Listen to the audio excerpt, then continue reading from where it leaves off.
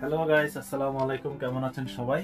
আজকে আপনাদেরকে এমন সুন্দর একটা রান্না দেখাবো, কলমি শাক এবং মিষ্টি আলুর পাতা দিয়ে আপনার চিংড়ি মাছ, শুকনা চিংড়ি শুটকি দিয়ে রান্না।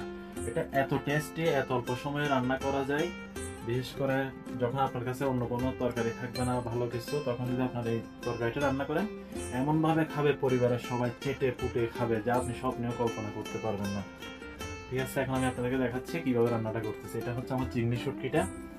এটাকে আমি প্রথমে ভালো করে একটু ফ্রাই করে নিলাম। প্যাকেট থেকে খোলার পরে ফ্রাইটা শেষ করার পর এটা ভালো করে ধুয়ে নিতে হবে। ঠিক আছে, এখন পরিমাণ মতো তেল দিয়ে তেলের সাথে কাঁচামরিচ এবং পেঁয়াজগুলো দিয়ে দিলাম। এই রান্নাটা আমাকে সার্বিক সহযোগিতা করছে আমার রুমমেট, শ্রদ্ধেয় বড় ভাই mister Mohammad Shihabuddin from United state of Noakhali.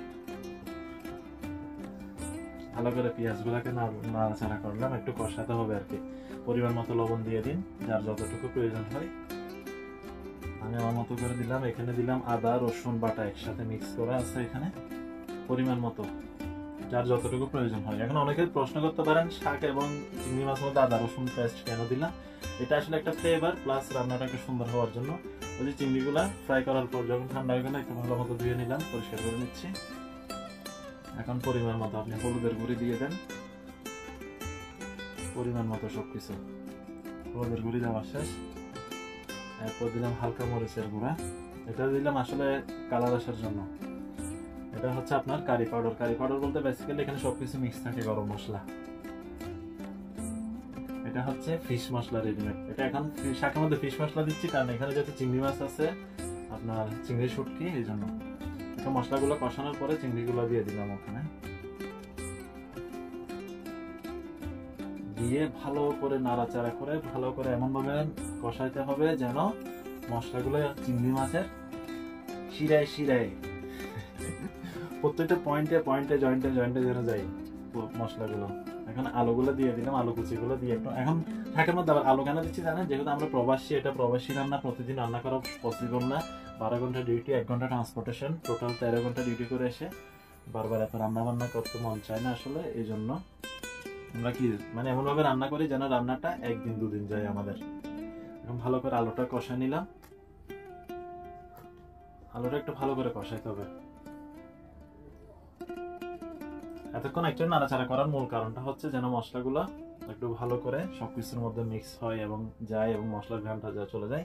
এখন আপনি এখানে ওই কলমি শাক এবং আলু শাকের, মিষ্টি আলু শাকের পাতাগুলো দিয়ে দিবেন। ব্যাস, দিয়ে একটু ভালো করে আবার মিক্স করবেন।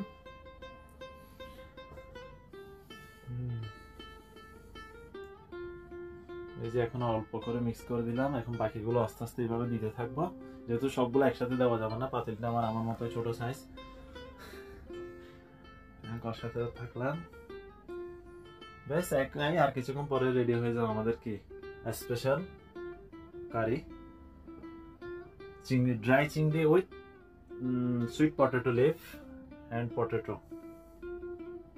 ভালো করে নাড়াচাড়া করতে থাকুন, মাঝে মাঝে একটু হালকা নাড়াচাড়া করলে চলবে, আর কিছু করতে হবে না। অনেকটা হয়ে আসছে আমাদের তরকারিটা। বলতে গেলে এটা একটা সবজি, আসলে শাকভাজি তো হইলো না, এটা একটা সবজি হয়ে গেল আর কি, মিক্স সবজি। এটা হচ্ছে আমার ভাইয়া শিহাব ভাই, উনি ডোসা বানাচ্ছে খুব শর্টকাট ওয়েতে। মানে আপনার রুটি বানাইতে গেলে অনেক কাহিনী করতে হয়, পরোটা বানাইতে গেলে কাহিনী করতে হয়, তার চাইতে এটা হচ্ছে শর্টকাট। আটা নিবেন পরিমাণ মতো, সুগার ঢেলে দিবেন, লবণ দিবেন, বেশ পানি দিয়ে নাড়াচাড়া করে এরপর দিয়ে দিবেন। এই যে আমার শাকটা অনেকটা রেডি হয়ে আসছে, দেখছেন? একটা শেষ পর্যায়ে তো দেখলেন, আপনারা খুব অল্প সময়ে ঝটপট তৈরি করে ফেললাম আমার শাক রেসিপি চিংড়ি মাছ দিয়ে। এখন খাওয়ার পালা। জাস্ট ওয়াও, অসাধারণ। এটা আমি আপনাদেরকে এখানে বললে আপনারা বিশ্বাস করবেন না, নিজেরা বানিয়ে খান তাহলে বুঝতে পারবেন এটার স্বাদটা কিরকম। যাকে দিবেন না চেটে পুটে খাবে একদম। ঠিক আছে, ভালো থাকবেন, দোয়া করবেন। বাই বাই, আসসালামু আলাইকুম প্রবাসী।